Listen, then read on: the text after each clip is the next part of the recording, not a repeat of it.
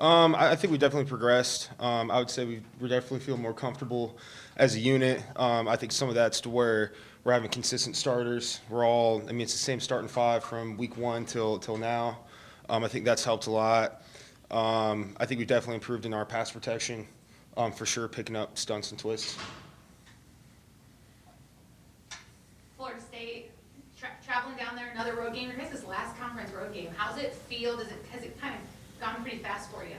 Yeah, it really has. As Coach Swinney always says, we kind of break the season down in 4 different quarters, and we're heading into the third quarter of our season already. It really feels like we just started. I remember just getting ready to go down to Atlanta and sitting here talking about Georgia Tech. But it's also very exciting. That means the goals we're trying to accomplish are becoming closer and closer.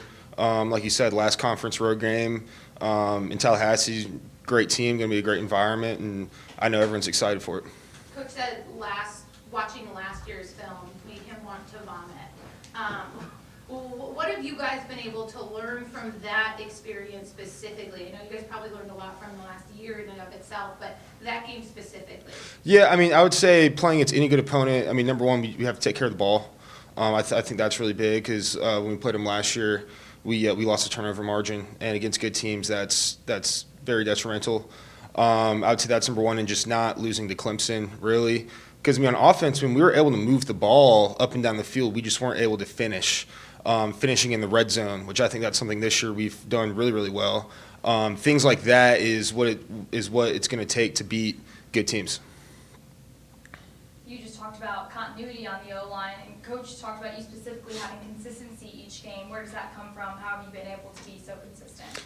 Yeah, I think preparation, having good and very intentional preparation, having a good routine, and some of it I think too is just experience. Now I'm going on my 4th year, and one thing you can't replicate, you can't really prepare for, is just in-game experience.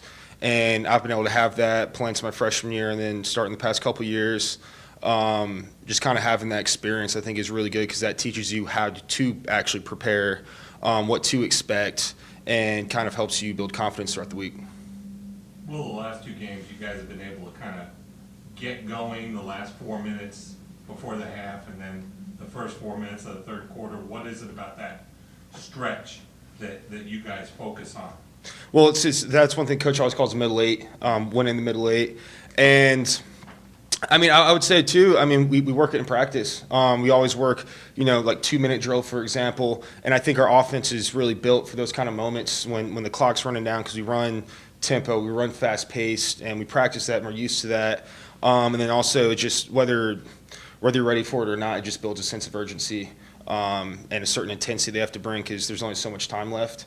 And then also we always want to finish well. Obviously at the end of the game, but we want to finish the half well too. What's it been like to see DJ run away from you guys down on some of those scrambles, to see him be able to extend those plays and be able to make that difference this year? It's great, and I think the difference is definitely visible with how our offense has gotten better from last year, and that's something that I know he's worked hard on, getting his body right and stuff like that, and I'm happy for him. I love being an offensive lineman and seeing him 20 yards ahead of me. And that goes for any ball carrier. But and it's good because it brings versatility to our offense for sure. Knowing that there's a guy that can actually run the ball and throw it at the same time and do both well. How do you really see that difference, that impact of it when you're on that line and you're watching this defense have to try and adjust and predict where you guys are going when you have that third threat? Yeah, obviously in the run game that's big because now they have to account for him. It's not like every single time, even though he might be reading the ends that, hey, this guy could actually pull it and actually go for it. And then in the passing game, it helps us too with pass protection. Now the D-line knows, and the defense in general, that they have to have rush lane integrity, and they can't just go all over the place, which I think kind of makes certain, I guess, blitzes and pass rushes that have to be more refined and kind of brought down a little bit, and can't be too exotic, because if you give this guy space in the middle, he can go for it. It definitely helps our draws and screens because they have to respect the fact that he can run the ball. Well, last year Jermaine Johnson was a handful for all you guys. Does Florida State have similar guys, similar talent on the defensive line this year? Yeah, I think so. I mean, a lot of those same guys are coming back. I mean, and that's one guy that's not coming back. But I mean, I think interior wise, they're bringing back pretty sure everybody. I know they have some injury stuff going on, but I mean, we expect for everyone to be back and healthy for when we go down to Tallahassee. And on the ends, even though Jermaine Johnson's gone, I know they have that one end that transferred in that's really good. And we've seen him on film. So I mean, and they've always been a solid bunch up front in the D line, and that's been since I've been here and well before. So it'll be some good matchups. Well, coming out of last season, there were so many questions about how the offensive line would project to this year that, lots of fans and media were saying, the coach needs to dip into the transfer portal or something like that. Did you guys feel like you had extra stuff to prove coming into this year? Definitely. I mean, I feel like when it comes to transfer portal, I mean, I think that was kind of a little bit of a reality check for some guys too. Kind of realizing that, hey, this is serious. We need to pick it up a little bit. But at the same time, we always believed in ourselves and each other. And I know Coach Austin always believed in us as well.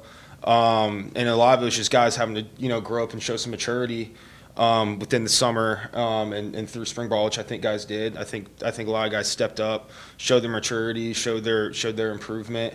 But I mean, it's on us every week, really. Whether that is Florida State or Furman or Louisiana Tech or the national championship, I mean, I feel like we go into each week really believing that this game's on us to win or to lose, and we just have to prepare accordingly.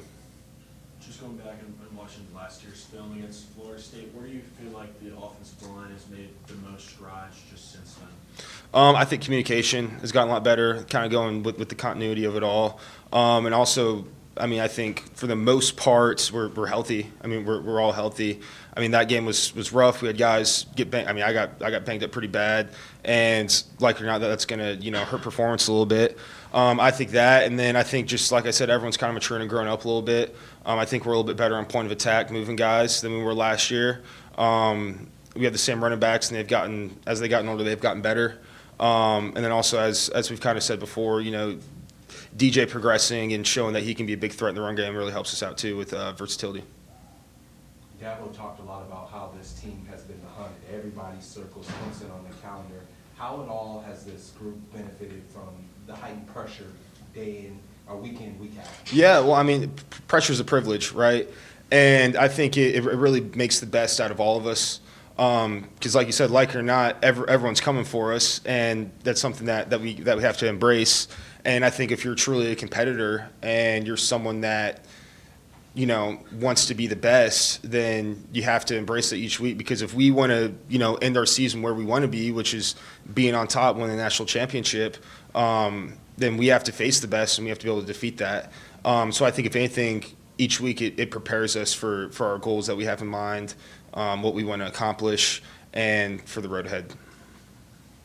Well, you said this is your fourth year here, right?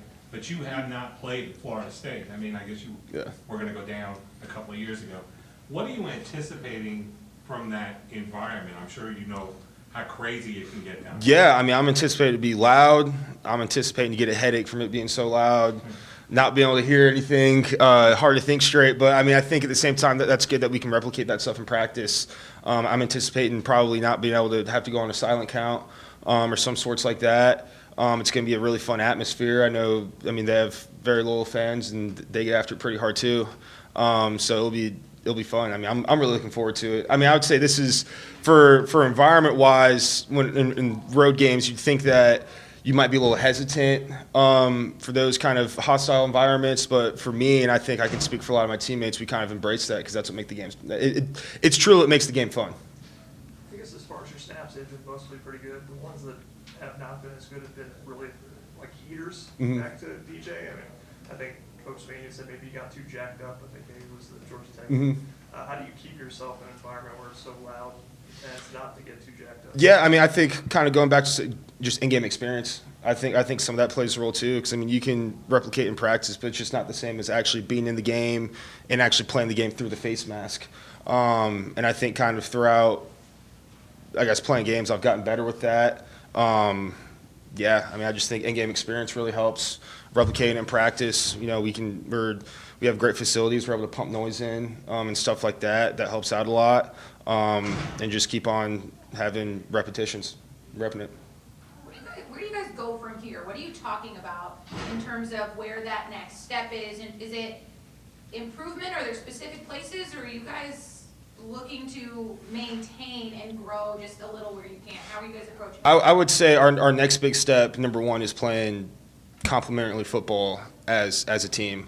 Because, I mean, so far we've shown really, really great stuff on offense. We've shown really great stuff on defense, and we've shown really great stuff on special teams, but we have yet to do all of that in the same game for a full game, right? Like, we've done it for maybe like a quarter of football in one game here, maybe a half there, but we haven't done it in a full football game. So I think our biggest challenge for us that coaches, you know, brought to us is just playing a complete game from all three phases of football. And then our next actual tangible, like truly tangible goal would be winning the division of the ACC, and we're close to it. We just have a couple more games left. I guess just a random question. Talking to Walker Parks, he was saying one of the most intense things he's seen you do is take a giant sandbag and just walk around the neighborhood. So where do you get a giant sandbag? How much does this weigh? I mean, so what I do is I have like just old duffel bags, just like an old duffel bag or whatever. I went up to Lowe's, bought sand, and I bought sand and then like wood pellets. Because if you fill it up with just sand, I mean, it's going to be like 250 pounds. It's going to be really, really heavy. And you can build them different sizes. Like I have a couple different size ones, sand and wood pellets. How much it weighs exactly, I'm not sure. Probably maybe the bigger one probably maybe around like 150 pounds. And then the smaller one maybe around like 30 pounds. The smaller one's just a little backpack. And I use that one to kind of more like just throw and stuff like that, work more explosive movements, and the big one's just to just carry around, and it's just hard. So. Yeah. How many walks or laps around the road? Yeah, usually I walk to where I live. I live in the retreat of Clemson, so ad for them.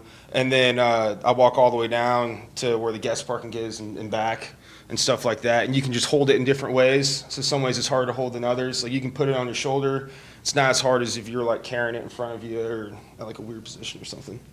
Your dad, is that his idea, Yeah, actually, yeah, it was. When we were young, so I always wrestled growing up. My brother wrestled a lot, and that stuff is really good for kind of like combative sports, like wrestling, like MMA, stuff like that. Because while it's building, you know, strength endurance, it's also a lot of cardio as well.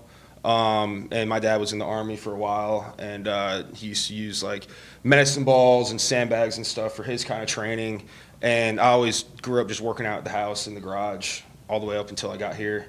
And we just always had a sandbag.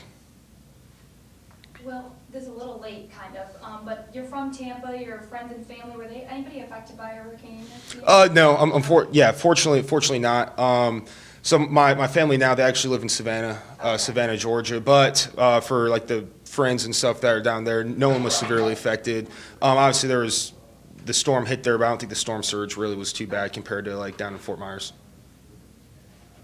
Any questions for Putt from Zoom? Anybody else in the room? All right, thanks, Will. Next up will be Xavier Thomas in about 15 minutes.